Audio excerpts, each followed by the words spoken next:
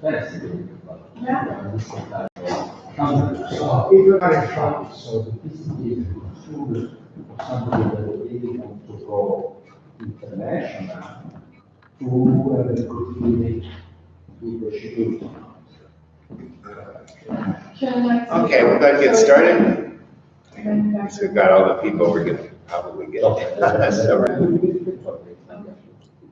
anyway, I guess everyone here has been here, so I guess I'll skip the introduction for the group. I mean, outside of the video, it's Rocky Mountain Vendors Association. We're a 501c3 nonprofit, so we operate on just cost of materials only.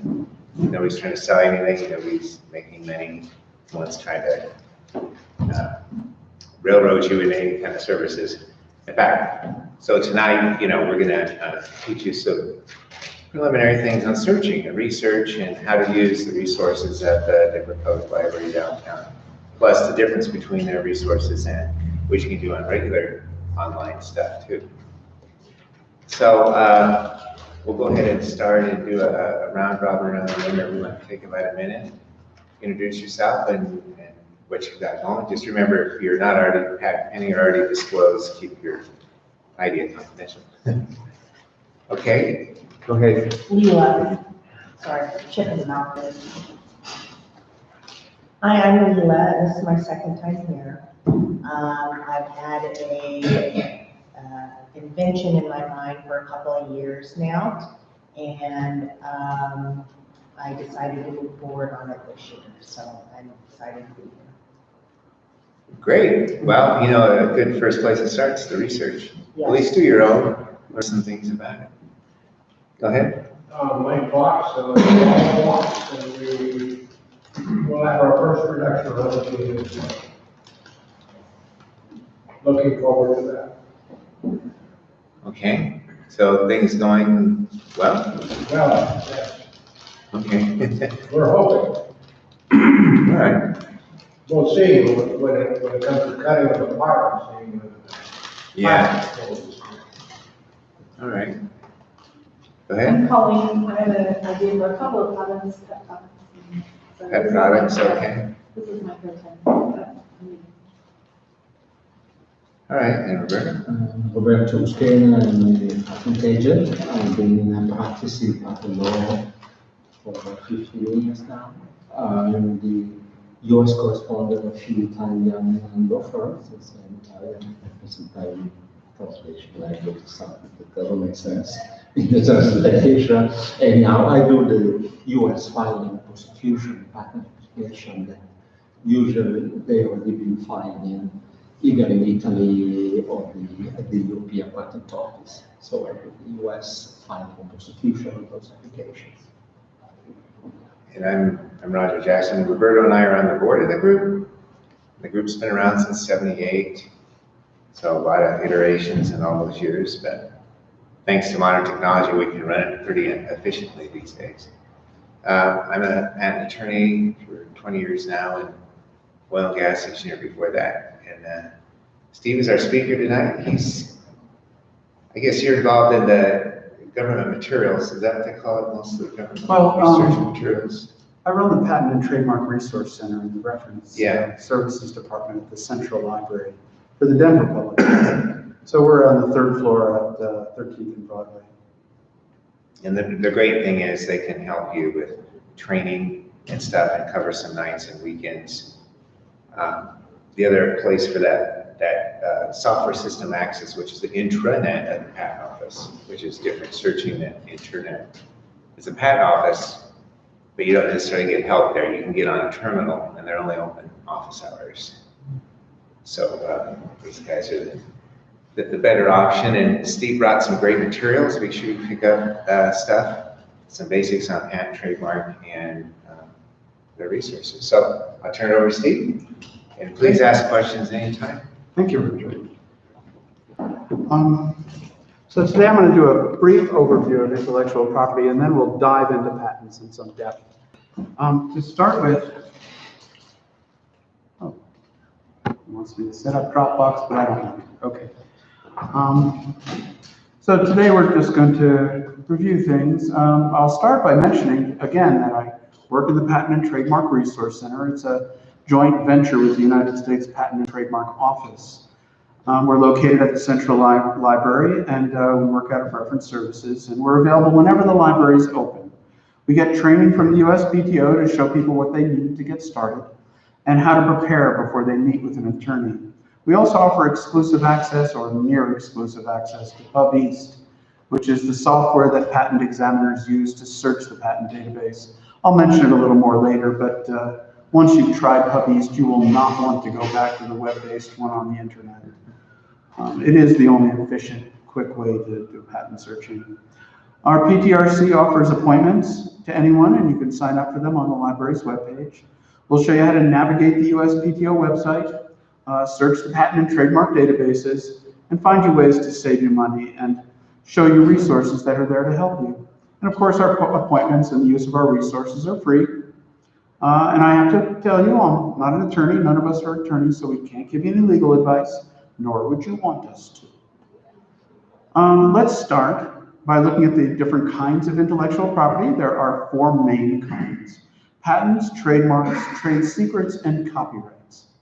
The law has created these types to give you what are called offensive rights. In other words, the right to enforce a monopoly on your creations. Let me start by offering a brief overview of trade secrets, copyright, and trademarks, and then we'll focus on patents. Sometimes it's possible to protect your product or your database or your practice or anything else that gives you an advantage over your competitors by simply not telling anyone the details. A trade secret has 3 parts. 1, information. 2, reasonable measures taken to protect the information. And 3, independent economical value from the information not being publicly known. Coca-Cola famously keeps their soda's formula in a vault and limits the number of people that can know about it. But trade secrets can go way beyond that sort of thing. The expiration dates on contracts can be trade secrets. A customer list might be one. So one way to help secure these secrets is to have those with protected knowledge sign non-disclosure agreements and non-competition clauses. Now, at this stage, you want to keep your inventions, a little undercover. So if you do have to have someone perhaps design a prototype for you, you would have them fill out a non-disclosure agreement. And you probably want to talk to an attorney to make sure that that NDA is tailored to what you need. Copyrights could take an entire presentation. I couldn't begin to give you an overview to do it justice, but I will try by simply saying that they're a way to protect your creativity by giving you control of your original work for use and distribution. Typically, it's applied to works like books and music and movies, but it can be used for software, photographs, games, many other things. We haven't received any special training from the USPTO about copyrights, but like any other librarian, we'll refer you to copyright.gov and a couple of other resources.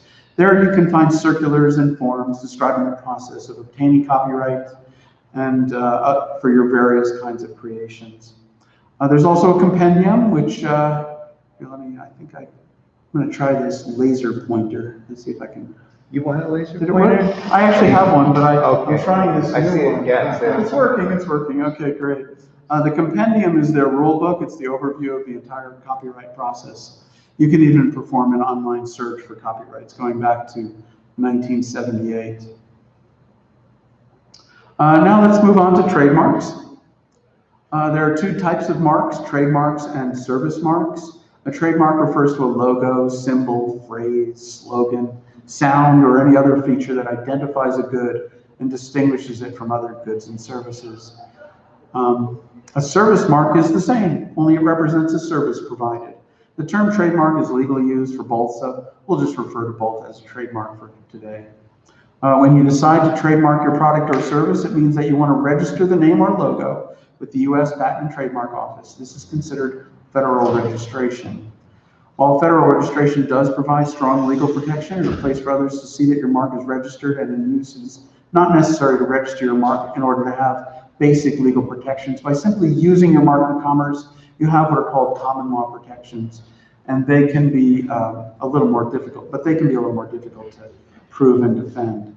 You can also register the mark at the state level. State registration is a depository for marks, and it puts others on notice that your mark is being used. In Colorado, trademarks must be renewed every 5 years. Also, if you're selling your goods or services online or across state borders, state registration doesn't do you much good. Federal registration with the USPTO provides the most protection for your mark. It includes the exclusive right to use the mark. It notifies the public that you own the mark. It registers your mark with US Customs and Border Protection to prevent the importation of counterfeit goods. It also provides the owner the right to bring any action against your mark to federal court, where you can slam them. It also allows you to use the R symbol next to your trademark without federal registration. You may use the little TM or SM as trademark or service mark symbols instead. If you use the R without actually having a federal registration, it's considered a felony. So let's assume that you decide to register your mark. Consider making an appointment with the PTRC where we can show you how to find the information needed to save money and search the trademark database. Searching the database will help you to avoid a possible denial from the USPTO. Most common reason for a denial is for likelihood of confusion. Basically, this means that your mark and the goods or services it represents are similar enough to another mark to cause the consumer confusion. For further assistance, you can contact the Trademark Assistance Center. They can provide general information about registering, answers to questions regarding applications, and help navigating the forms. They can't provide legal service either. But it's run by former examiners, so these folks, they know all the ins and outs of it. So what is a patent? A patent is a grant of exclusive rights by the government for a limited time in exchange for public disclosure of an invention. All patents expire, some sooner than others, if their renewal fees are not paid. Then any third party can operate the invention without being liable for royalties to the former patent holder. In the US, utility and plant patents expire 20 years from the date of filing, and design patents last 14 years from the date of issuance. A patent gives legal protection to, quote, exclude others from making, using, offering for sale, or selling the invention throughout the United States, or importing the invention into the United States. This can give you an advantage in the marketplace by having control over a unique creation. Product is yours, and if the public wants it, you're the source. Or you can decide to make money by selling or licensing the patent. It's essentially your property. You can even put it in your will. There are 3 kinds of patents: utility, design, and plant patents. Let's quickly review the types. Utility patents are the kinds of inventions that we all think of, like the record player and the light bulb. These are creations that function in a unique manner to produce a utilitarian result. Some of the main features that a patent application must include are: 1, detailed descriptions of how to make and use the invention; 2, claims to spell out what constitutes infringement on the allowed use of the invention; and 3, drawings of the invention. Then we have the design patent. They cover the visual characteristics of an article of manufacture. The uniqueness must be purely ornamental or aesthetic. If it's functional, then you need a utility patent. The old Coke bottle is a famous example of a look that is protected by a design patent. The third type of patent is a plant patent. We haven't had anybody come in with questions about plant patents yet. So if you'd like to discuss them, give us a heads up. We need to dust off our notes. These patents cover asexually reproducible plants. You'll see a lot of plant patents for new roses, for instance. They're some of the most photogenic of the patents. So what will the examiners be looking for when they make a decision about your idea? There are 3 main criteria: novelty, usefulness, and non-obviousness. Novelty means that it's a new idea or a significant variation on an old idea. To be more precise, the idea can't have appeared in public anywhere before you submitted your application. Patent systems based on first to file. In the US, there's a very limited 1-year grace period after you've made a public disclosure of your idea, but other countries don't have that grace period. So the smart thing to do is keep it under wraps until you've gotten your provisional application or your non-provisional application to the patent office and have gotten your filing date. It's all about a filing date these days. So in addition to checking the patent database, check the internet, trade publications, conference proceedings, pretty much anywhere. So a library is a good place to start for that kind of search. Once the application's in, you can put patent pending on the invention and worry less about public disclosure. Second criteria is that it has to be useful. It has to have a practical application and it needs to be operable. You couldn't get a patent on a pet rock. The third criteria is that it must be non-obvious. This is a bit more of a fuzzy term, but think of it as meaning that a person having ordinary skill in the art would not know how to solve the problem at which the invention is directed by using exactly the same mechanism. In other words, they may be familiar with all the parts, but haven't thought about putting them all together that way. This can be a difficult criterion to meet, and it isn't easy to explain how an examiner will make their decision about this in an objective way. This may be disappointing to someone, but you can't get a patent for nuclear weapons, burglary tools, and perpetual motion machines.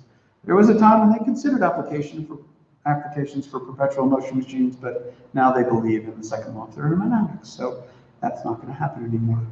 So we know that we need to check to see if there are any patents out there that may have been issued with your idea, to see if your invention has novelty. I've heard estimates that some 80% of patents never even hit the market.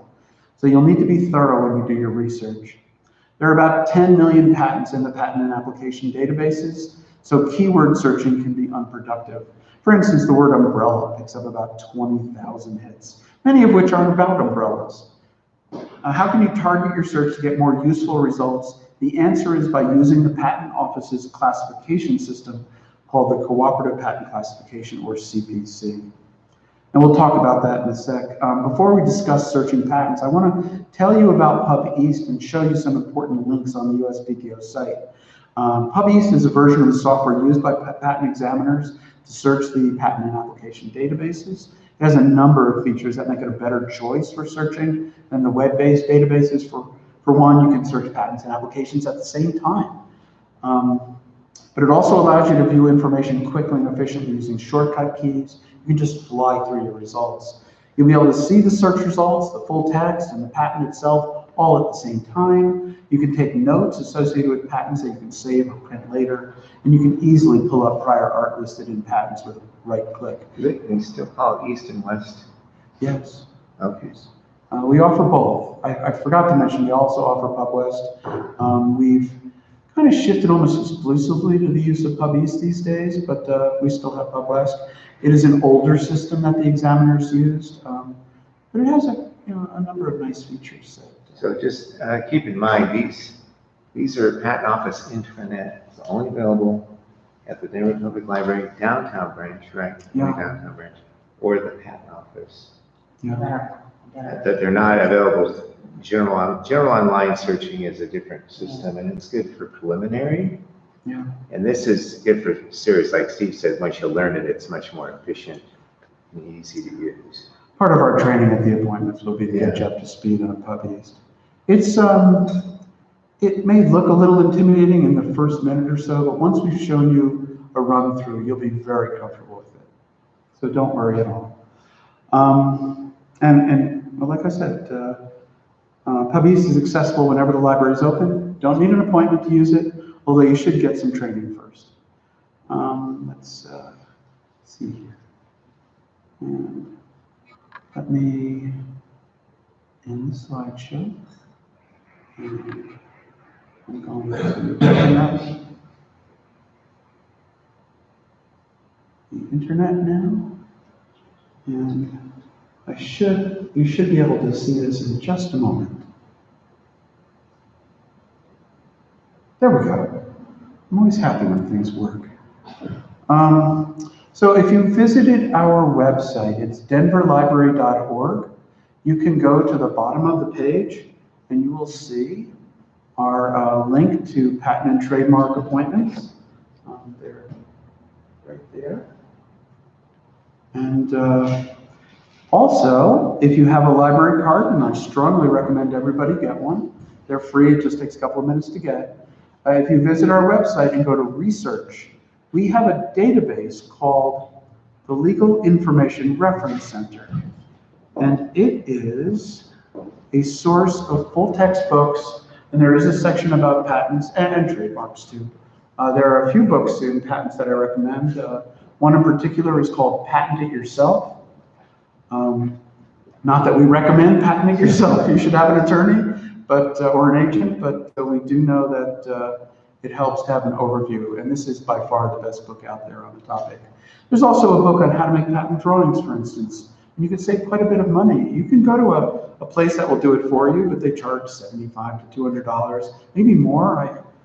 I haven't seen the prices lately, but considering you might have 10 drawings in your patent, it would save you quite a bit of money if you can do it yourself. You can also, you have an insider. Please, yes, You can file your patent with hand sketches, just as long as they're clear and they're black and white drawings. Nice. And then hold off on paying for nice CAD drawings until your patent's approved. Then you can turn them in later, so that's a little way, saves some money. Excellent, thank you. I do that sometimes. It depends on how close the case is, because you may want the examiner to see nice CAD drawings. Yeah, right. You want to impress them. I wouldn't have a patent issued with hand sketches, but once in a while people do that. And you can do that, but. I've seen some in the patent database that look like they were done on the back of a cocktail napkin. Yeah. But having said That's that. work is done, right? But you have to, if you do them by hand, you gotta, be very careful, because the examiner will reject them if they're not, clear and good, and there isn't smudges and everything. And that book will also help. It'll give you an idea of what they're looking for. Yeah. What was the name of that book again? It's how to make Patent patent drawings. Yourself by David Pressman. Is the first one. Nolo Press. And It's probably in its 20th edition by I now. think or it's something. 18th right now, 18th, yes. So they do update it like any legal book. You gotta get the latest version because the laws change, and so you don't want to be using outdated versions because you might be learning Right. obsolete stuff. You don't want to be doing that. And a lot of changes in the law happened in 2011 when they passed the American Invents Act. So you want to be. Yeah. We had a guy come in to this group, it was probably 15 years ago, and he had a patent yourself from 1984. Oh my God. I said, oh my God. Throw it in the trash. Yes. You're better off not knowing anything out of it because it's so wrong now. Pressman would be the first to tell you that. Yeah. It's better to have no knowledge than wrong knowledge. Yeah, that's a scary thought. A question. Yes. There's a whole class of patents that fall under national security and therefore secret. That's correct. And I've even known of folks who submitted a patent application, and the next thing they knew, it was covered by the US government, and they couldn't talk about their patent any longer. Yeah. And so when you do a patent search, is there any clue that what you're doing might be covered under one of these secret patents? It's classified No, to never that's kind of a black hole. They've closed it up, but it still exists to a point. There's always a guess, faces evidence that it's. And they slowly declassify some of the old ones, don't they? Yeah, I feel like I've heard about that. Well, that depends on what they Even are. if they're gonna go public, they stay secret for 18 months. Yeah. So you've got an 18-month time lag of, Yeah. there might have been a patent filed 12 months ago that it's exactly you, but you don't know, and everybody faces that. That's the worldwide system, and we just smashed it. So it's kind of a weighing of, that gives the inventor the benefit of a head start, and they can keep their secrecy, but their secrecy time window is limited. After 18 months, the whole world knows what patent filed. Okay. And it gets even more complicated if you're doing it on an international level too. Filing in Yeah, other countries, because they have different secrecy rules. Before 2001, we didn't have publications, so there were some people, they literally kept a patent secret for 30, 40, 50 years. Wow. You could do that, and they're called submarine patents. Yeah. And, but they effectively, actually they ended that in 95 when they changed. Yeah. The life of the patent used to be 17 years from the issue date, before 95. And so you filed a patent in 1950, we came into 2000, and you still haven't issued it. It's been pending secretly. And then you issue it, and then it gets 17 years. So that was kind of unfair to launch those against people that already spent money developing products that were patent. So they changed it so the life is from the file date at 20 years. So you still could keep it secret, but you're eating into your patent life. So if you kept the, say, the pendency secret for 15 years, your patent will have a 5-year life. So it kind of like knit that down pretty well. And that's a worldwide standard, so it makes it simple. Every country in the world is on this 18-month publication, 20-year life. What It's happens simple. in an actual national security situation, though? Clearly, that patent doesn't get released internationally, depending on where you file it. Doesn't. Yeah, there's several levels of secrecy. You can have a non-publication request, and that only has to stay in the U.S. And that'll stay secret for the patent issues. And the patent, you can control the issue. I'm talking about the ones that you don't control, where the U.S. government literally steps in. Yeah, those are called SIRs. But how aware is that? Well, those are mostly going to be products related to national security and weapons. So probably not concerned to most inventors. Yeah, There's also an issue of the filing license. And they always want to know, the patent office want to know where the invention was conceived. And if you're going foreign with it, you have to have a technology export license, which they'll grant you unless it's probably Neither that or weapon. software that's still true for cryptography. You'll know when you file a patent, they automatically go through that and they'll tell you if they grant foreign filing an export technology. But my experience is it's almost always granted, probably unless it was a high-tech weapon or something. Yeah. But Yeah, that's because just, if you're gonna go foreign, you can't take the technology overseas without an export license. And so even if you don't do a patent, you can go to the patent office and say, I need an export license. You can get just the license. Is that really expensive in itself? No, it was, I did one once, it was like $250, not too bad. And that's just a standard rate, doesn't matter what the invention is, or depends on. Yeah, that's just, they're gonna say, you would need you can't export the technology. Well, there's quite a few high-end microprocessors, various kinds of electronics that the U.S. is sensitive about. You could take them to Europe, but you can't, they're not allowed to go into Russia, for example. Sure. Can't take them there, can't take them to Iran. Well, that's trading. That's a little subset kind of thing, but, you know, there are countries that are not allowed to take U.S. technology too. And these are officially countries that have sanctions and so on. We've Yeah, that's part of publicly sanctions, delineated that probably, these, yeah. this Or we technology. have security concerns, like, Russia was sanctioned a few years ago, right? But even before that, there were still security concerns about taking high tech. You just couldn't do it, Interesting. or you weren't supposed to. Yeah. It doesn't apply to too many people, really. I would imagine not. I recommend everybody spend some time on the USPTO website. It's uspto.gov.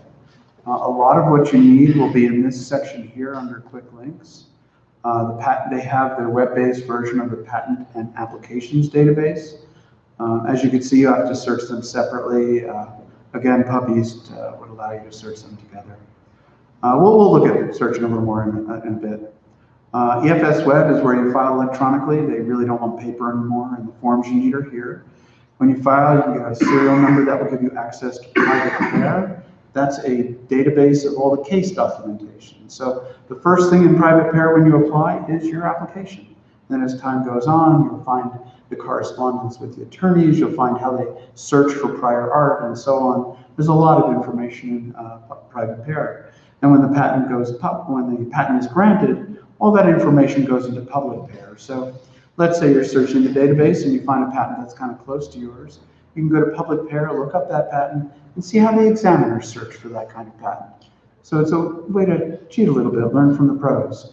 Global Dossier is a global version of Pair, where you can actually see the case documentation for international patents from, oh gosh, I've lost track of all the countries now.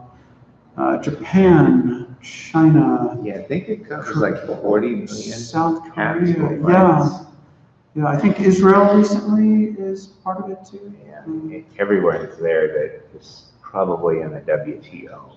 So you Yeah. have to apply separately, you have to pay fees to different countries. Yes, it's actually a lot of work. You need to do a cost effectiveness analysis before you decide to get patents in other countries. There's no single international agency for patents where you just file a patent and then it covers. So you can't go to UN and file an international. No, wouldn't that be convenient? You can file international, but it issues in individual countries. Right, and they all have different rules. And assuming they all have different rules and fees, and you gotta pay out the money. You want your product patented in Japan, you better pay the money.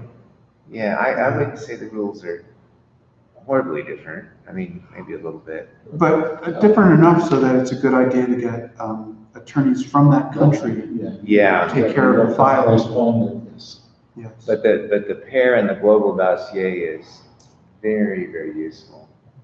Because now you can get into the electronic file cabinet of that case. So if you find one closed patent, you can see what they filed, you can see what the examiner came back with. You can look at the examiner search, and you can start to pick up the CPC classes Yes. that they used, and then that gives you a guide to where to look. And that's like getting free search information. Yes, exactly. It's like ClickNotes, like a little bit of a cheat sheet. Yeah, it's very, and see that, they started it in '01, so older than that. If you find something close, you're gonna have to pay someone to copy the paper file. But it may be worthwhile if it's really close. But I usually tell people on the pair and the dossier, it's most relevant if it's probably within the last 3 years. Makes sense. You don't want too old of stuff. Right. Yeah, but it's very helpful. Now you see here it says pay maintenance fees, but that only applies to utility patents. There are maintenance fees at 3.5, 7.5, and 11.5 years to get your full 20-year coverage. There's more information on that here. There is a patent trial and appeal board because patents can be granted and then still challenged. And if that's the case, our only advice is get an attorney. There is an assignments database. Well, we'll take a look at that in a bit. The assignments database tells you currently who holds the rights to a patent. Often you'll find that an employee of a corporation might invent something and then assign the patent to the corporation. You can find out who currently holds these things. But like, as I said before, patents are like property. You can even put it in your will. The MPEP is their rule book. Let me open that up real quick. There is a searchable version. It's a little easier to use. At least I find it to be a little easier to use. It's written by lawyers and for lawyers. It's not like reading, but everything is in here. This is the rule book. This is where they're going to base their actions and This decisions. is the book we used to have to buy for like Yeah. hundreds of dollars. Yeah. Books, yeah. Yeah. Yeah, so, and it's searchable, so Yeah. this Can you is download or? I don't know. probably, if it in the PDF, but this is the rule book the patent office examiners Yeah. go from. So you know where they're coming from, Right. and that can help you a lot. Yeah. I show people right in the very start that there is a section on patentability, section 2100. And I mentioned novelty, usefulness, and non-obviousness, but there's more here on that. And there's a lot to be found in the MPEP. I really could spend an entire presentation. Yeah, on it. if you study through this, I should you'll think about understand that. Yeah. Going back to the main page, there is a section on classification. It keeps getting better all the time. They just recently redid their classification page. It is useful, but I am going to show you what I think is still a better way to search for classification numbers when you search. We'll talk about that more in a minute.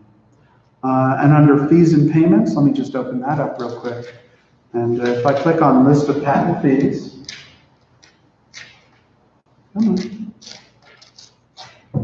there we go. You will notice that there are 3 columns. The regular fees, small entity fees, and micro entity fees. And that was another thing the 2011 American Invents Act changed. They added 2 new entities that if you qualify, you will save quite a bit of money.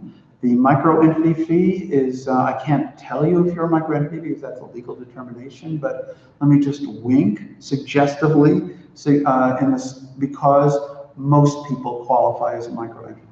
To qualify, you need to make less than 3 times the US median income, which is somewhere around $177,000 a year. You can't have 4 previous patents, nor would you be assigning your patent to something that is not a micro entity. If you qualify, and again, if there's any chance, please find out. If you qualify, you get 75% off all the fees. So it is absolutely worthwhile filling out that extra form, paying that extra fee.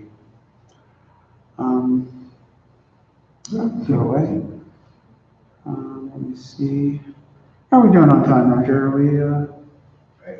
I talk pretty fast. I have a small question. Of course. Would this be covered in the reference section? Just like there's free software, there are various mechanisms to license copyright. There's been a group of inventors that are trying to give away free, like renewable energy designs. Yeah. Like that. Elon Musk gave away a lot of electric cars. Well, but he was different. He had the patent and then Yes. made a public domain. Oh, that's right. That's right. That's right. But there are groups of folks who are trying to make a public domain to start with. And couple of those guys ended up having it patented out from under them by somebody else, right? They published the details, and then it got patented by somebody else after the details were published. And of course, they'd have to initiate a fire or something along those lines to do it. Is there a section in the library under how you can release your design to the world and not get screwed by somebody else patenting it? I don't know. That's a very, very interesting question. I would say that the library itself probably doesn't have much information in that area. We don't have a legal library or law librarians that are trained in that area. And on top of that, law resources are very expensive. So the library doesn't have really a collection to speak of. In cases like this, I might recommend that you go across the street from us and visit the Supreme Court Library. They might have some material on that. There are also, there's a law library at CU Boulder that might be helpful. Offhand, I don't remember their admittance policies, but I think you can go in. I think there's restrictions to borrowing. You probably may not be able to borrow materials there, but they would be more likely to have some resources for that. In addition, CU has these legal clinics, and I don't know if they've got the intellectual property one going during the summer, but I believe it's going to start up again in the fall, and they might be able to answer some questions like that. Yeah, I mean, I could see how that's a little risky, how you have to do it just right to make sure that it goes the way you want it to. Interesting question. Yeah, there are extensive discussions on Reddit and things like that. Yeah. But who knows what's true, that's all. You do what's called an SIR. If you want to knock it into the public domain, and make sure no one else gets that. Technically, you can just put it in the public domain and that it'll work that way. But if you do an SIR, which is a statutory invention registration. I'm sorry, could you repeat that? Statutory invention registration. It's a special kind of patent that you pay and you file it, and then you ensure that it shows up in public private art searches. It's indexed in catalog. Right. And then you have no exclusive rights. Oh, I see. So it's kind of a, So it's kind of you a have- throwing the baby out with the bathwater thing. You're sacrificing your technology. You know, what you're saying is it's a competitive thing. I'm not sure this is patentable. I don't think it's patentable. But I sure don't want any of my competitors getting this patented. So I'm just gonna throw it out in the public domain and make sure no one else can patent it either. Right. So You're kind of I can see stealing. with a free inventor kind of guy. You know, they're all about gifting to the world. And that's how you would do it. And that would be true in the US. Can a foreigner then take advantage of that? If somebody, for example, one of the. No, 'cause once somebody in it's- Germany once it's- got nailed on this. Public is worldwide. Yeah. Yeah. Yes, I. Yeah, it's called statutory invention registration. I mean, it's pretty rare. I mean, I've never had an inventor say, I want to give everything away, but.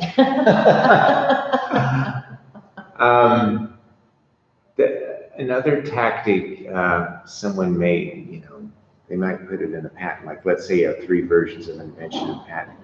You claim one version and then versions 2 and 3, you put in the specification. You don't claim them. So when the patent publishes, versions 2 and 3 are in the public domain, disclosed, and no one else can patent them. Interesting. So it's kind of like, I make it so my competitors, either none of us get patents or I get a patent. I don't want the situation of them getting a patent and me not, because then I'm at disadvantage. So I want level playing field or one up. So that could be like a strategic way to put together. Yeah, it's self-sacrificing. If you have a number of different iterations of your design, and this one is what I really want, and these 2 were stupid, you still might do it that way? Instead of keeping it as a trade secret. Because if you keep it as a trade secret, someone else could patent it. Right, out from under you. And then they have it and you don't, so. The USPTO also has a section under learning and resources for support centers. Excuse me, just like there was a trademark assistance center, there's also an inventor's assistance center. Excuse me, it's accessible through a 1-800 number, Monday to Friday, 6:30 to 6 Mountain Time, and it's run by former examiners.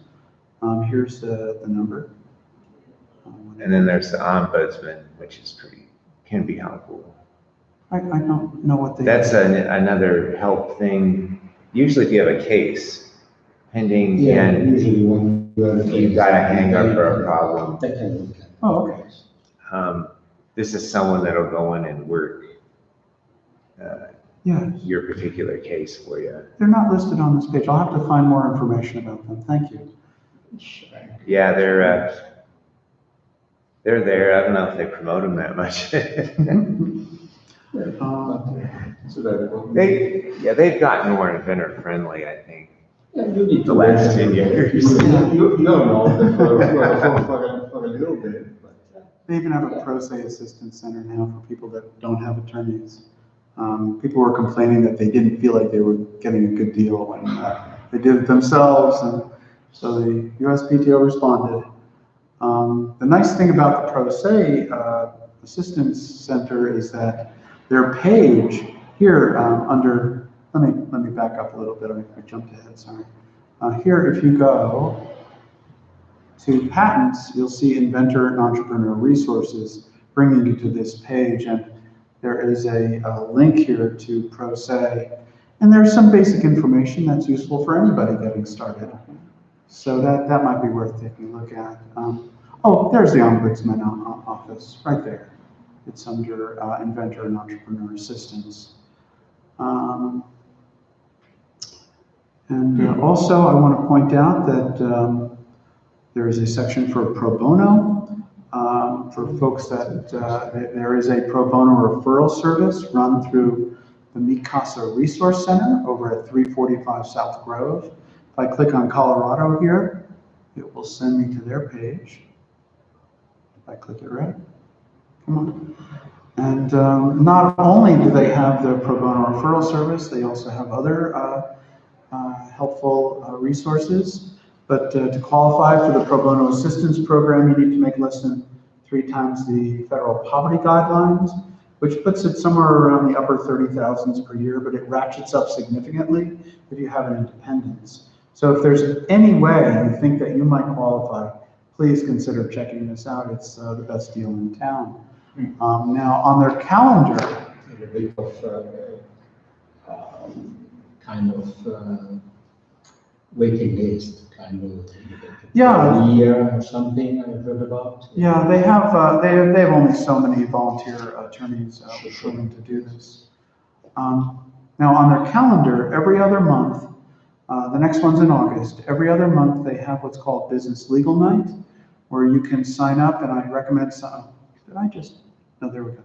I recommend signing up quickly because they fill up quick, and I send all my appointments there, but it's called Business Legal Night. And you can have a half hour free with an intellectual property attorney, and I always tell people by the time they're done with our appointments and done all the homework that I gave them that they will have legal questions. And this is a good way to get some of the basic ones answered. So consider that. Let me also, let's go back. Let's talk a little more. Oh, there's one other thing. If you are working with an attorney that is not through the pro bono program, you should make sure that they're licensed to practice before the USPTO. There is a link here under Legal Assistance and Resources. You'll see that there is a link to finding a patent practitioner, and then they have a link to the Register of Active Patent Practitioners. And you can limit it to Denver. Require regulation, by the way. And Colorado, and then you can click on currently accepting new clients, and you will find folks that are available to help you.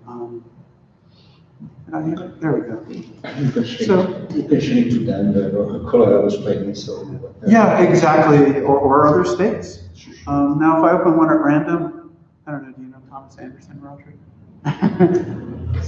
Our group is on there too. Yeah, There's no resource. it has their name, their firm, their phone number. It also tells you when they registered, so you can get a sense of how much experience they have. So consider that. So let's talk a little more about searching. If you go to patents and then the process overview, you will see that there's quite a bit of information here. I'm going to skip the first step. That's fairly basic. But if we go to step 2, you will see a link here to the 7-step strategy. And we go into a lot of detail in this in the appointment, of course, but they give you some recommendations. So here, brainstorm terms to describe your invention based on its purpose, composition, and use. For instance, when technology is new, the terminology is all over the place. This is not a computer mouse in the patent database. It's actually called an XY position indicator. So, good luck finding that. But you need to be creative. You need to think in broad terms about how something might be described when it's just invented. But as I said before, keyword searching is not the best way to go about this. Right. It's just because one thing can have multiple names. Yeah, You want to think about all the names you can call something. right.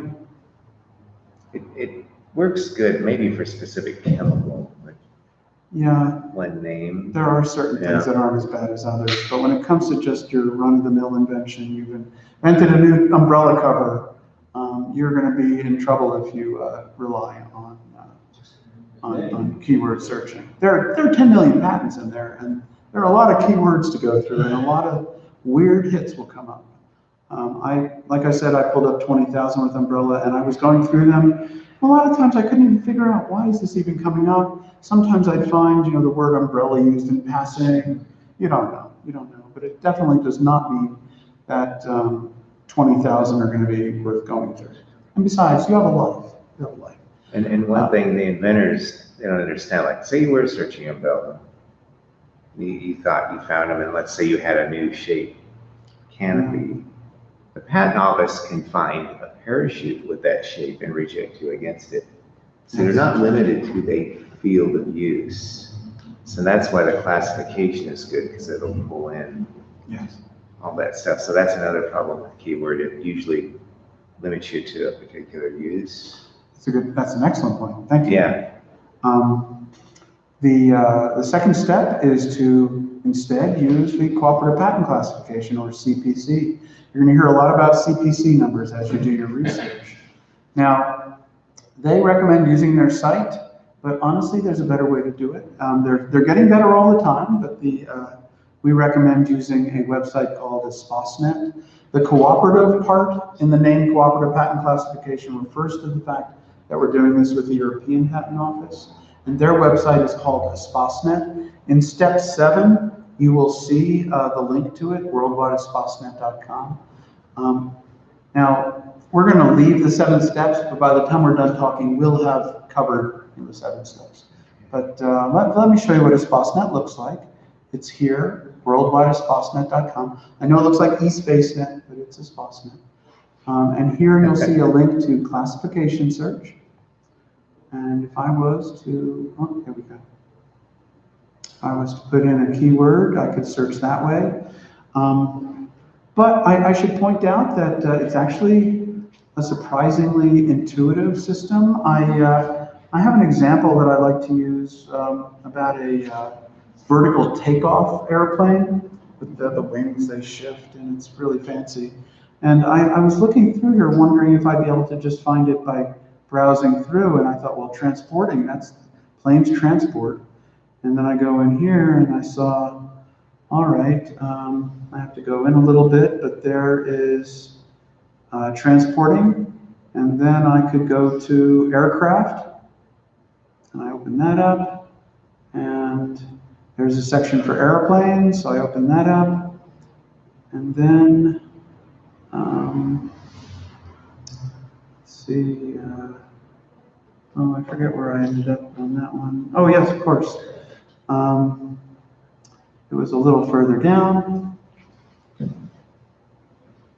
And here are aircraft capable of landing or taking off vertically. So if I click on that. Perfect. Yeah, exactly. So you'll see that they've got even a breakdown of that. Now these dots and double dots and triple dots and so on, they refer to headings and subheadings. And this is, they use this system because people have been using it forever, they're used to it. But for those folks that are not as familiar with it, there's a little toggle switch up here that will give you the breakdown, so you can see how they're all under different subject areas. So, The dots are connected. yeah. So you go up, if you're at 3 dots, you go up to the next 2, then you go up to the next 1, and then you read those all in combination. Yes. On your subs. But, and there's overlap with these subjects, so you can go Yeah. through one, and then you still might want to go through the related ones. yeah, I might say a patent can be in dozens of classes, for bits and pieces of it. But what CPC is the international class system that we just made the big transformation to. We had a US class system. So for like a particular surgical instrument, we had class 21 or whatever. But the rest of the world had different numbers. So the beauty of CPC is you search one class, it's good worldwide. So it's everything is consolidating and making it a much more efficient system. Now, do they have a subheading for perpetual motion regimes? Which I'm curious to find. I am curious, because they used to take them occasionally. I don't know if there's still a classification number for it. That would be fun.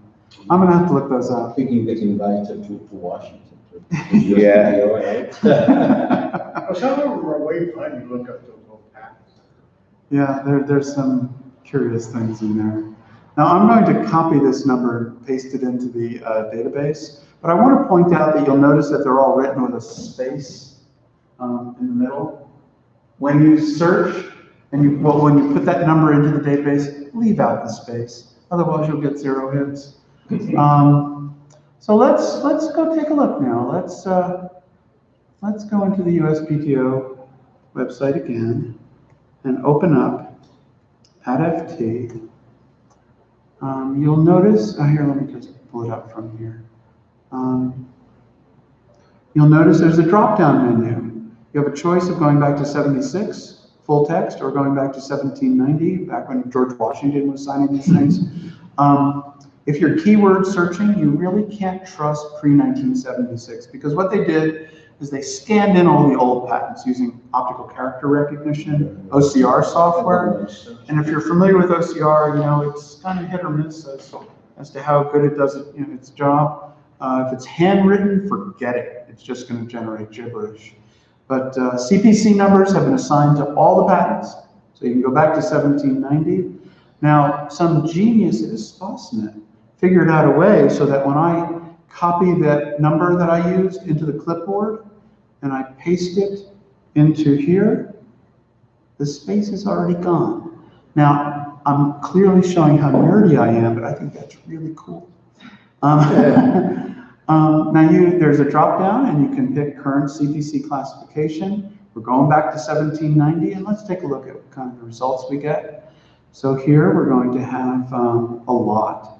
In fact, since I originally set up this example, almost 600. Since I set up this example, so many new ones have come in that my example of choice for the moment is actually on the next page.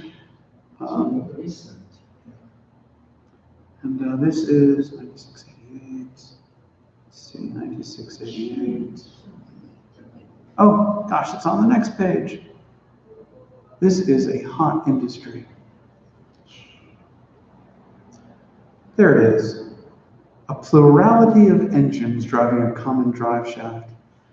So I'm going to open it up, and the first thing you're going to notice is that you do have the full text of the patent here. The abstract is immediately available. You'll see that there are listings for classification numbers. So these are numbers that the inventor went through searching for prior art and so on. Some of these might be useful to you. Maybe if it's your umbrella example, then maybe some of these might be umbrella handles and you don't care about that, but some of them might be useful. And if this patent is close to yours, then you might want to try some of these. In addition, here are a listing of prior art. This is going back where the inventor said, these are all related to my idea, but I'm going to tell you why my idea is unique. And I like this example because if I click on the very oldest one, it takes you to the Wright brothers flying machine. So they were really thorough in their prior art listings. I really got a kick. It's not really, yeah. You're only supposed to submit what's material. But some, you got to understand, big law firms like to generate a lot of billable hours. So they would only go to the trouble of citing the Wright brothers machine for a big law. I never was patented. I'm just being safe. That's right. Now, the link to reference by refers to patents later on that refer back to this one. So between this list and the reference by list, you're going to be shepherding together a lot of related patents. So in one shot, you found a very quick way to go through patents that might be close to or the same as yours. Let's open up this patent. Now, can we search by particular inventor? Yep.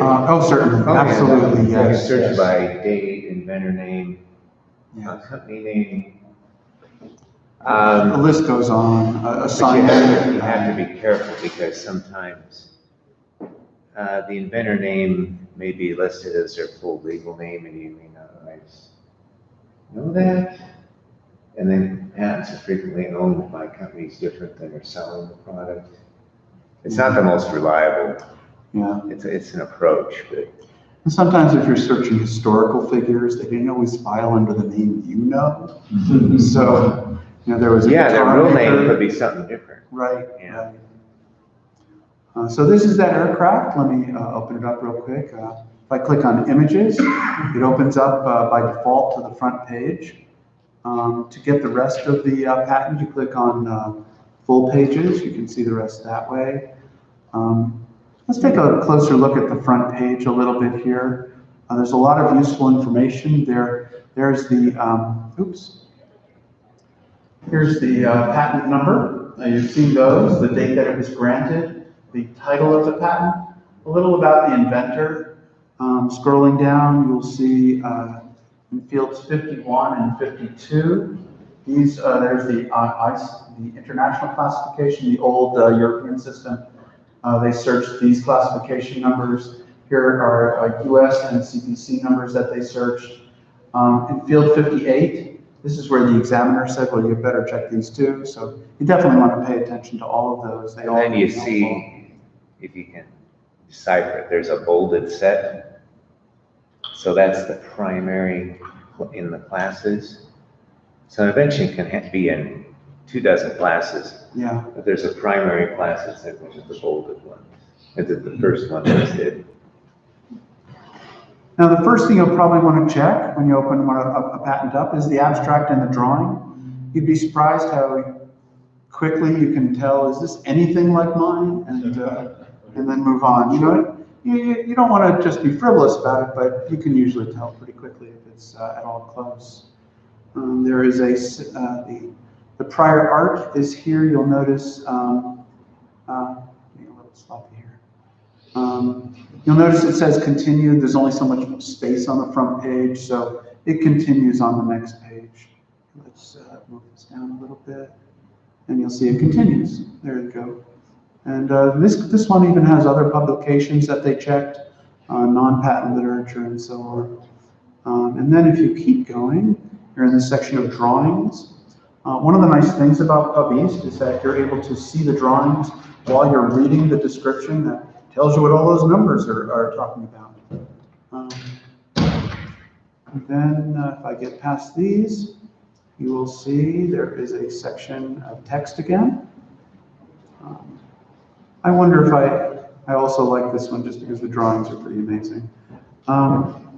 There is a background section, which can be historical. Let's see, oops, there we go. The summary goes into a little more detail in the abstract, you'll find, and then, come on.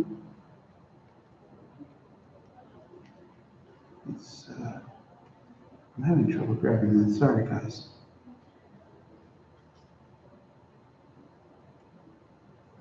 Let's try it this way. All right, so the summary goes on. In this case, it's a long one. But after the summary, there is a description of the drawings. They'll tell you what each one is about. And then the detailed description. And this is really where public disclosure is in full force here. This is where they describe everything about what makes this invention and what makes it unique. And then at the end, we're getting close to the end here. There is a section of claims. And this is where it spells out what constitutes infringement. It'll start with I claim or we claim or what is claimed. And this is where it spells out what constitutes infringement. So if you've found something that looks really close to your idea, you would go to the claims and say, all right, it claims it does A, B, and C, and mine does A, B, and C. Maybe I found somebody with that idea. Or maybe yours does A, B, and C, but it also does D. And you can go to an attorney and say, look, I've got something that does D, and nobody else does that. And you show them the patents that you found, and then So if you find something exactly the same, except one component is different, you still can move forward in the process? well, you'll want to talk to an attorney if there is something that makes yours unique. And how significant is the difference? As long as it's novel, not obvious, it doesn't have to be a big change. Yeah. But most patents are just new combinations of existing things or new use. Very few things are totally groundbreaking. Yeah. No. Right. So the change, you need a difference, but it doesn't need to be a big difference. Is there a patent that's a subject category to a use patent? So for example, if your invention is using something in a different way and modifying it for that use, would that be? Yeah, that's what most things are. Yeah, you would be specifying your exact significant improvement or your new novel idea. So, some patents can be very specific about what they're looking at. that's most of what I wanted to cover today. Let's see.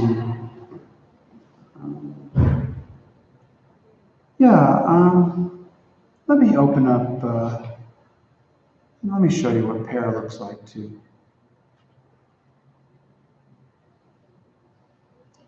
So we'll go to public pair and see if it'll let us in.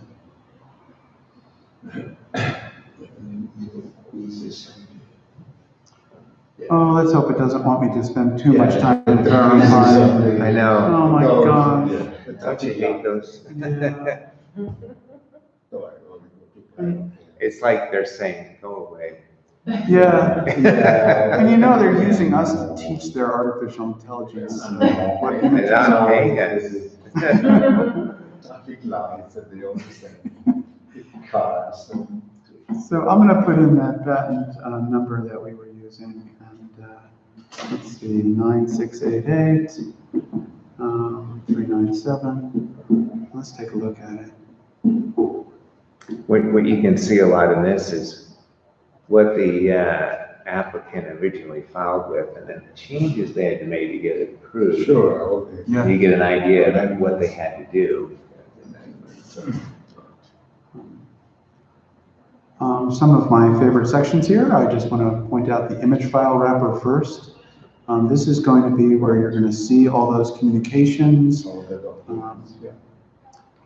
There So is, that's all the back and forth is PDFs, and you can get that. yes, all of this you can open up and look at. So there's a back and forth between the examiner. Examiner And the applicant. Yes. And here, for example, are the examiner's search strategy. You can see what Yeah, how they searches they search did. the classes they looked in. Yeah. Now, you know, some of this will look a little like, you know, gibberish, but this is what we focus on when we're training you. We'll show you how to essentially do these kinds of searches. This is, by the way, a Pubby's search. You can tell what they, you know, you can tell a little about it just by looking at it. But oh, and it says East search history. So yes, they were using Pubby's on this one. Actually, they were using East. We're using Pubby's, the public version. So there's a lot of good stuff in public pair. You can see, do you have the first office action there? Oh, let's see. Let's see. Start from the initial finding, right, so the bottom. Initial finding. Stop me if you see it. It looks like they submitted a lot of non-patent literature. They sure did. This was also a patent that had more non-patent literature in it than I think I've seen in almost any other. That's quite a bit, yeah. Yeah. Yes. And, sorry guys, I give you one. What is an anonymous. office action about? Is that somebody objecting? That's their first letter back to you saying, we're going to or not going to give you a patent and the reasons. And then you have to respond to that. And they may just need you to make a change. And it's something you do, and then you. It's really two things. It's, they send you their search and their patentability opinion. And so one of three things, either they accept you fully, reject you fully, or do some sort of hybrid of partial acception and partial rejection, which is really the ideal. Yeah. Then you know where they're Is going. that the most common response though, or is it pretty? Common is standard the in full training rejection or- first. Oh, really? Well, from the patent agent or attorney's perspective, you want partial. Because you know, they're saying, this is where we're gonna allow, this is what we're rejecting, and you Yes. know where they're kind of drawing the line in the sand. Otherwise, if they reject them all, that means you were too broad in everything. If they accept them all, you probably didn't ask for enough. So you always wanna kind of plan like you think I'm gonna over ask on half my stuff. So I know I'm getting all I can get. I don't know. Is there a particular timeline on when you have to respond and make those? Oh, yeah, very tight ones, and they, 3 months. and if you want to extend them, you gotta give them extra money. Need to extend. You can do anything you want if you keep giving them enough. Just need to pay. but it gets pretty expensive. So the more changes, obviously, the higher the fees and all that. Yeah, but there is a big catch-22 to all this. Like, you get an office action, you respond, and you usually do claim amendments, you do revisions to the claim. But you just can't change the claims anything you want. You can only change the claims to what's already disclosed within the body of the claim. You can't add new stuff. Oh. So your hands are kind of tied behind your back. You gotta be careful. So essentially, So- we're claiming everything to start with. Well, this is everything in your patent.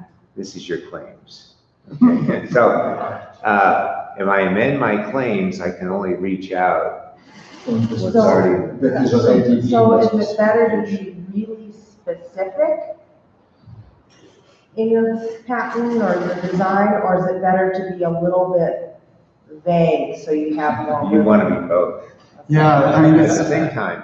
So you, That's not the answer I wanted to hear. This is why I tell people to get you're attorneys. very specific. So So I can where pull in the from places do I need to be more vague and where places do Oh, I need to be more you specific? vague Or in the is it claims Vague in the and claims. specific in the body of the specification. Okay.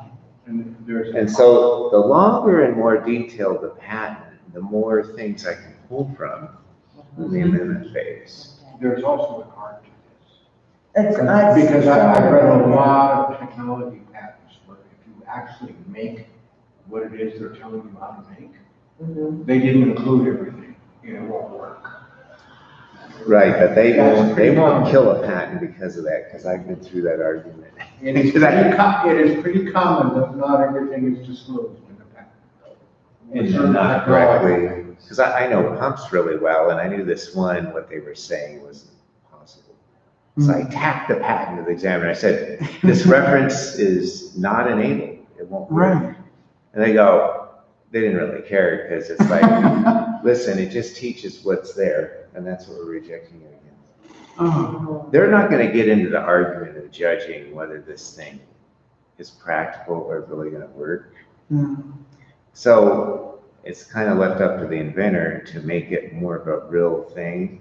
Because if you put something in the patent, we're kind of getting the professional motion, if you put something in there that can't really be done, that patent is worthless to you. Because you can't make and sell the product, because it can't be made. So it's your own self-interest to. So vague on the claim. But you have to be careful too, because if it's too vague, they'll reject it for ambiguity, so Yeah. it's a bit of a tight wire, but you'll see. And you don't want it to be too specific in the claims, because then you're losing And I might protection. also add that you do multiple claims. So the claims have different breadths of coverage, so you'll do it very vague, and then you'll go down into. And you stair step it down. you've So got you your kind of vague cover a claims and then range real of. detailed claims down at the bottom, but not as many. Maybe broad would be the You word. cover a range of broad to detailed, and, So like 70-30. yeah. And so the base file fee, you get 20 claims, that's quite a few. Mhm. But you can add to that more money. Okay. And sometimes people will, they'll have 100 claims in a patch. Find something that's close to what you want to do. Yeah, read through them and you'll start to understand. Yeah. And then see what they were doing. Yes. I mean, really, is it the first plan of action that you want to do is find out if your invention can even be patented. The search. Yeah. The search. The search will tell you it's similar things get patents. It'll tell you how different they had to be. Okay. It'll tell you who maybe your potential competitors are. And that's why, going back to one of my original questions is, if there's something out there, but one component on my item versus what's already out there that's patented, I still have an opportunity to move forward.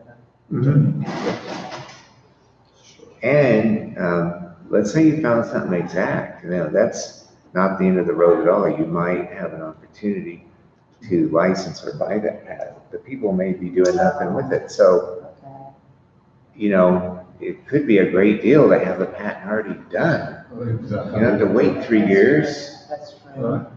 and sometimes people patent it, and then it just sits, they're not doing anything.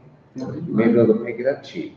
It's a piece of property. So I can pick up or buy a patent that has the majority of the components that in my patent, buy it and then finish it. So add it. Not exactly. No. Once it's issued, There's it's no prior art nothing in- against anything new, so, You can't modify it at that point.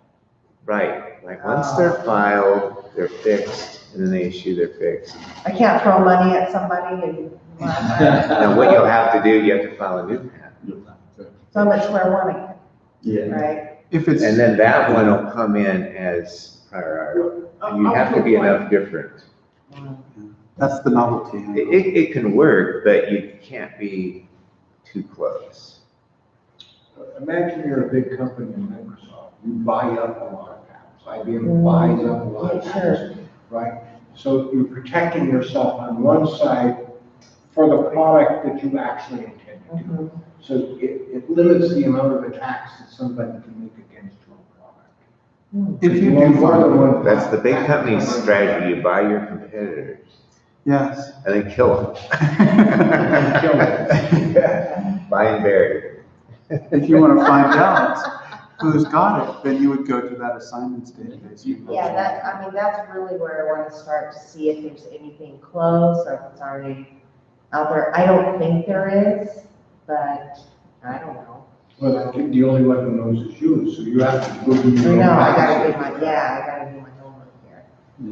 Again, you should leave it only. You can do like your own preliminary search and then pay someone to search too, to confirm it. Oh, okay.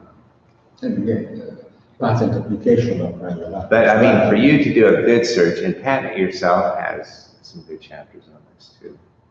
So You're gonna spend a lot of hours. Okay. Either you pay money or you pay time, Yeah. one or the other. So this is what the assignments database looks like when I put in a number for a vertical takeoff and landing airplane. And there's information here that could be useful. It tells you who the assigners are, tells you who the assignee is. This is the laboratory that now owns the rights to it. And, we were talking about finding out what they have. If you click on that, it will give you all of their IP, all of their intellectual property. In this case, 465 patents and so on. So there's a lot here. If you ever wondered if you hear some big merger go on and some company swallows up another one, you can find out what they just bought. Is there a form NDA or non-compete that you can use? I would feel funny going to a manufacturer and saying, I want to make this product, but I don't, is that what you're supposed to do? Yeah, you can do, if you're not protected, you can do an NDA. It's best to probably file a provisional, and then you're protected and you don't need an NDA. Because you'll have some people don't want to sign them. So if you do a provisional, then you're protected? Yeah, you're pending, and that's actually better protection than the NDA. Oh, So the provisional will give you a filing date, but it's only good for 12 months with no Yeah. extensions. But you can put patent pending on your idea while the provisional is there. But they're Then you gotta cheaper. get your non-provisional. They're cheaper to do. Because even for micro entity, I mean, the file fee is $70 compared to $400. Yeah, And that's the cheapest file. That's quite cheap. it is. That's not bad. But it just gives you a year. Right. So it means if you see patent pending on something, it may mean that all they did was spend $70. But you'll That gives find, you a year to sell it. people, true. companies. And they do. will be signing NDAs. that's, yeah. You'll run into, reluctance. And so if you're patent pending, you're protected better, you don't have to hassle. Also going to stick is because you file it as a provision is not published. However, depending on who your manufacturer is, and very specifically the manufacturer, you still might want an NDA and you definitely might want a non-compete agreement. Can I ask you a question, Roger? Is that like Are you in okay China? to offer for It's like sale? that one gentleman was describing you take things. to Are you China, okay they to have offer every for right sale to when you have a steal position? from China, Right. because you're always selling. Yeah, So, for a you know, year. So, yes, the answer is yes. The tricky thing is you gotta make sure what you're offering is in the provisional. Because your protection only is what's in the provisional. That makes sense. That makes sense. And All right. like he said, if you're gonna talk about business strategies and you're gonna go into, business proprietary information outside of the patent, Hmm, then that's NDA stuff. okay. Yeah, I got a, sort of a fuzzy answer from the patent office when I asked that question. And I thought it was straightforward, but I guess they didn't. Well, yeah. It's straightforward. Yeah, I don't always get the most solid answers from them when I ask, but. Well, that's what I always tell people, and so what's tricky about it is you have say your pending provisional, then you disclose it to a company. But if you go in there and you add one new feature that's not in the provisional, Yeah. that's a new trade secret and you're unprotected. Right. And by the way, if you don't offer it for sale and you do add something to the invention that's not in the provisional, file a new provision. It'll restart Yeah, the you can clock. file multiple provisionals, Yeah. that is fine. We did that a number of times. Yes. After one is filed, you can Yes. refile it. Well, we modified a little bit, or have a new idea. Right, and that happens to people all the time. They'll add a feature, they'll figure out something new to do. Oh, can you get an office action up? Do you still have that window open? I might. I think I do. Yes. Yeah. See, I just want everyone to see one. Sure. Stop me if you see one.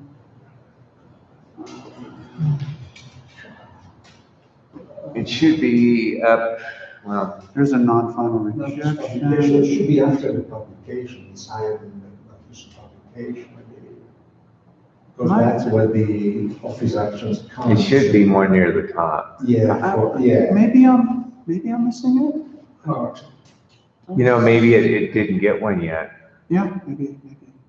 So it just, look up like an older patent. I will. Let's find something. yeah.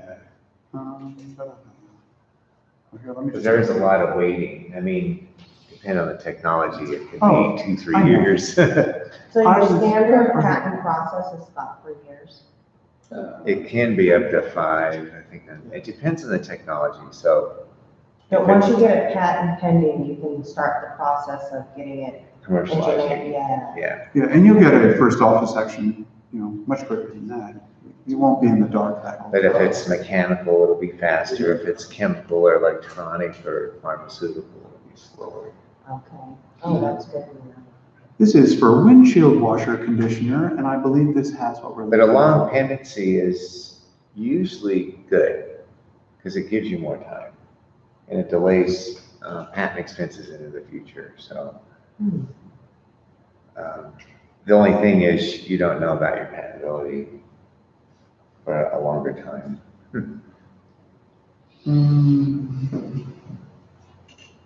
Where am I here? Oh, you're in the assignments? You're in the assignment. Oh, sorry. You're in the I'm sorry. assignment. I'm just losing my mind. All right, Oh. select a new case. Select a new If case. you go to the list of, So when you sign up for an appointment Yeah. or training, how long is that? Is it? It's 1 hour. It starts at the top of the hour. Okay. And we're pretty flexible, the library's open every day.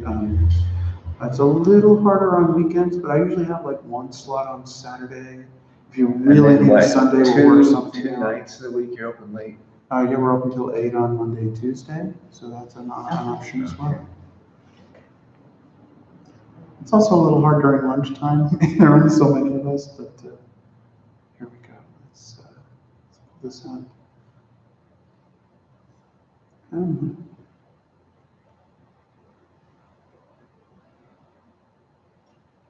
Did you put in 10 million 9 million. or? It's windshield wiper conditioner. I've used it before, Oh, but it's not coming up. It's being very slow. It's just spinning its wheels.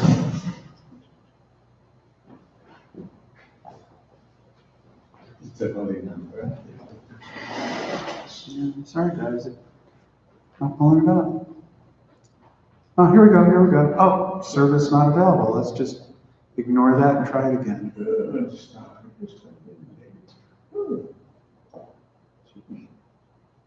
There we go. All right, so if we go to the image file wrapper, I bet there will be a first office action here soon. Yeah, because there's an issue notice. There it is. Yeah.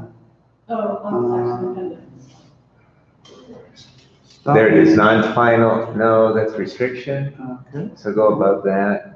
Go up. go up. All right. There's an appendix for Office non action appendix. Notice of allowance. What are we missing, guys? What are we missing? Where is it? Claim. No Non-final final rejection. rejection. Yeah, that should do it, no final rejection, that's enough. And now we're at the bottom. Where is it? Look at no final rejection. Non-final? All right, Yeah. let's pull that up. Here it is. And,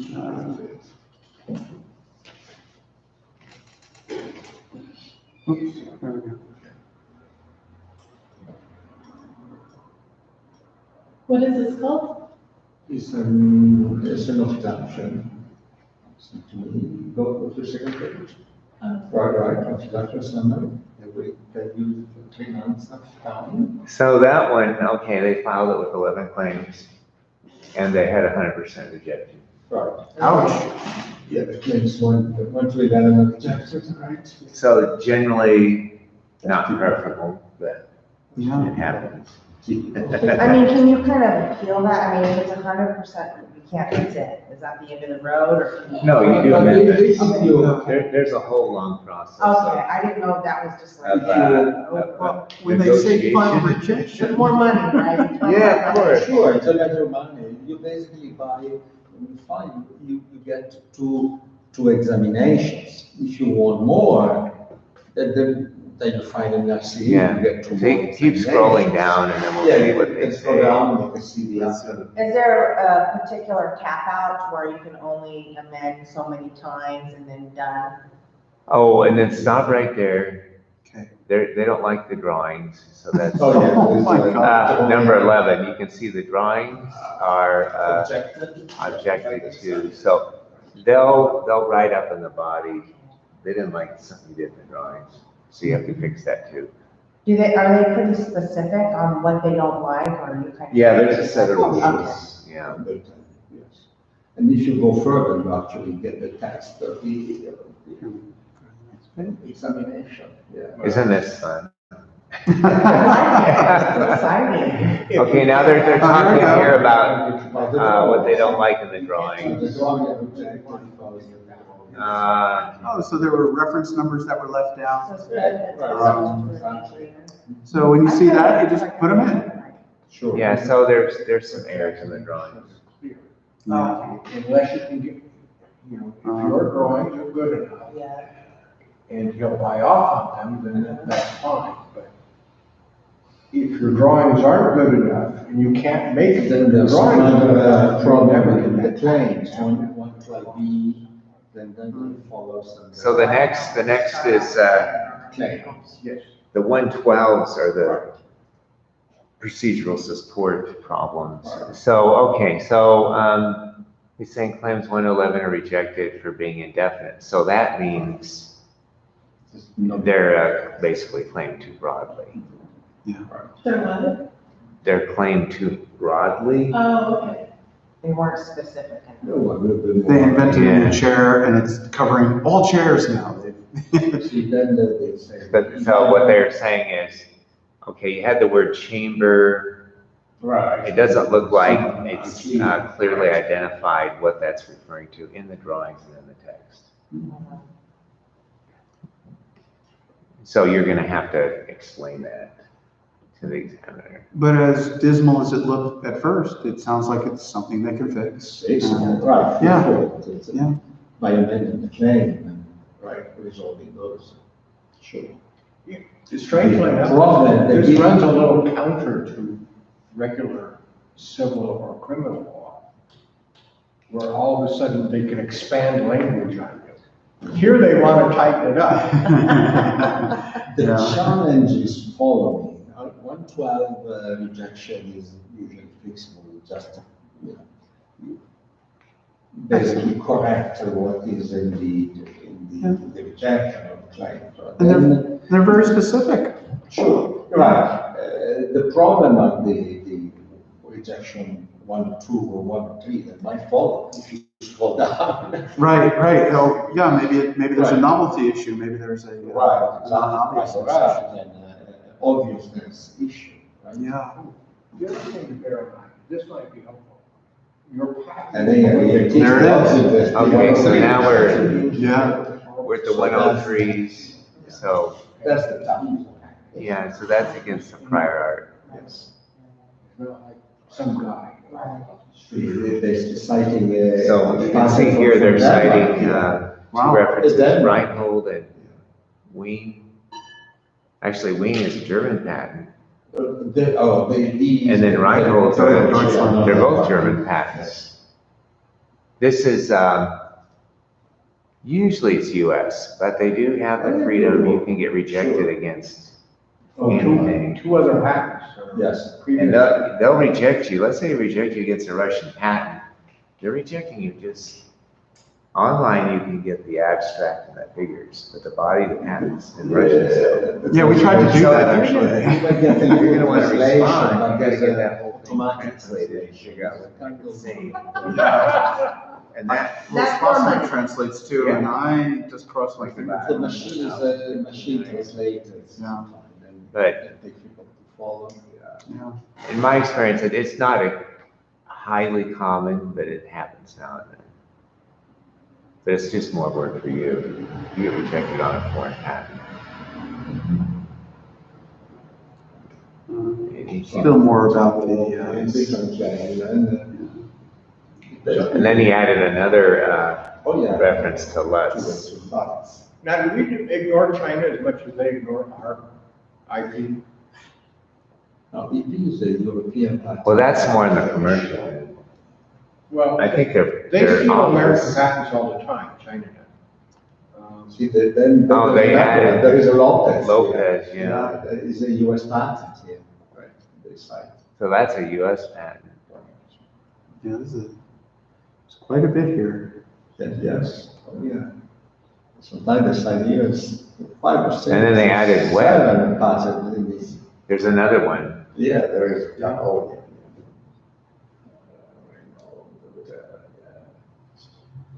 Okay, so this let's scroll up a second. So here's a bright light here. It says claims 5.8, I'm reading that, 5.8 would be allowable for rewritten to overcome the rejection. So what they're saying, you're gonna get a patent if we take the lowest one, okay, claim 5. And say claim 5 is read in conjunction with, say, 1, 2, 3, and 4. So say if we combine everything through 5, they're considered that helpful. And that'll be patentable. Now, if that's something you want to do. That's actually the news. If you do that, you get a patent. If They got the you patent. don't, then you get an argument, see what they come back with, and then you can appeal it. Well, aren't they saying that 5, 8, and 9 would be allowable? Mhm. 1 through 4 aren't allowable because it's 5, 8, and 9. Right. They'd be allowable if you rewrite them.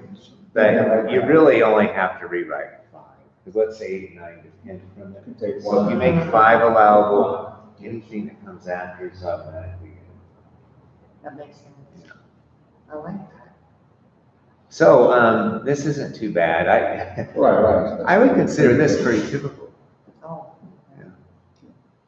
Even though it looked 9 very 8 scary is at pretty first. typical, or is that 9 or 5? Oh, sometimes they're 70 or 80, those are the It's bad. short. It's short. Very short. Yes. Okay. Yeah, not bad at all. Then you can call the examiner. The examiner is available. Put the telephone number of the examiner. Oh, that's nice. Sure. Yeah. And then what you can do is, You can have what's called example interview. So you can have a phone, a teleconference, a video conference. You can even go meet in person if you want. And then like you can propose your amendments unofficially. And say, this is what I'm thinking you'll approve, and then they'll tell you. Is that pretty common? Yeah, it's getting more common. Would that be more of something, That's why you're kind of like discussing it ahead of time before you formally submit. Because okay. the problem, when you formally submit, you only get one time to do this per case. So you could, like, per se, make a phone call, have a conference call, meet up in person, and kind of ask those questions prior, so there's less pages. And sometimes You're kind of like clearing it ahead of time. Yeah. Just take the person out to lunch and sometimes get it stamped approved. and sometimes you get a phone call from the examiner, you know, out of the blue, that he said, well, I think I'm ready to give part, and that there is some minor amendment that need to be done. Would you like me to do them? You know. That's the best calls. That's the best call.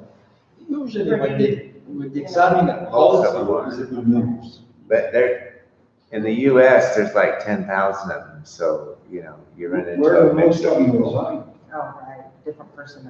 I don't know, everywhere. About half of them work from home, so. And can your trademark be incorporated into your patent? No, it's separate. Separate. You can cite trademarks and patents. You're supposed to put them in all cap letters. But it's pretty rare, because a trademark's a brand name and not a technology. So they're kind of two separate.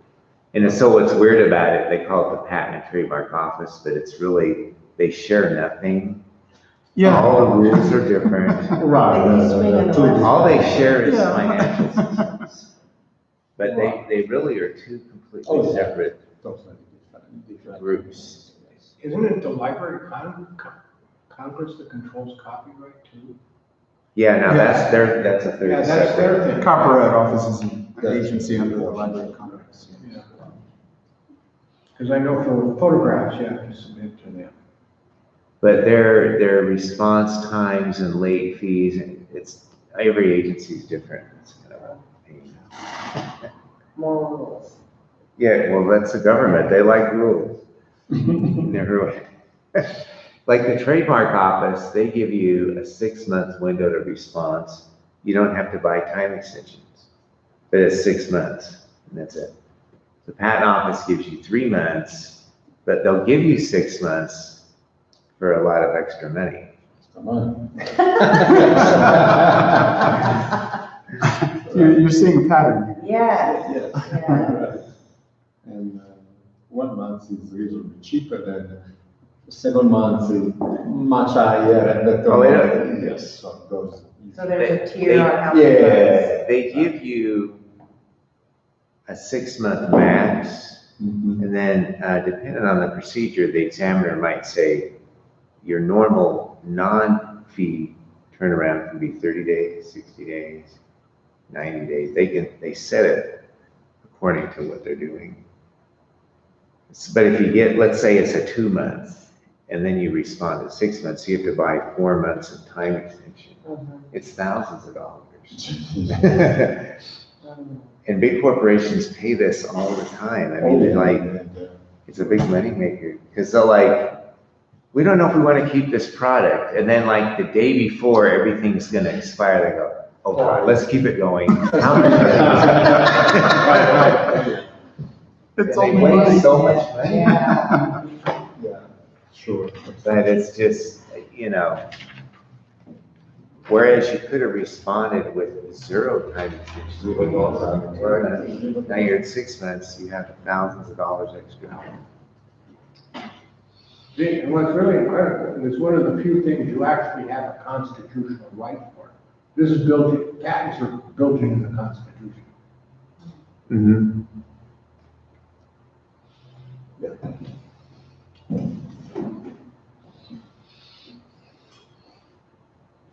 Unfortunately, they didn't say you were free. That's in the small.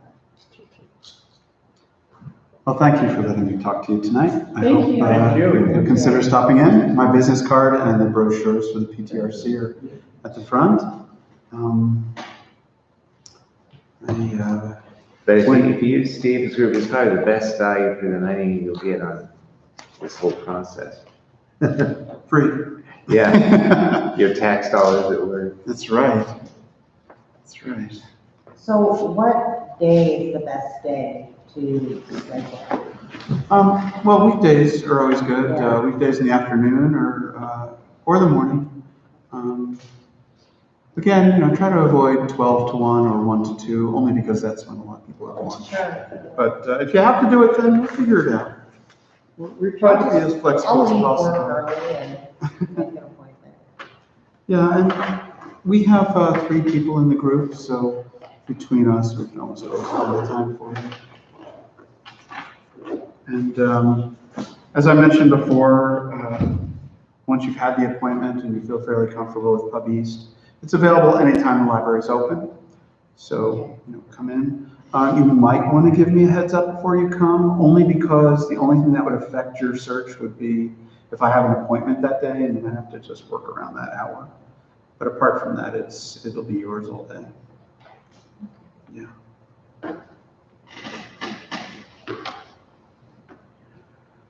Very good. Thank you. I'm glad I was able to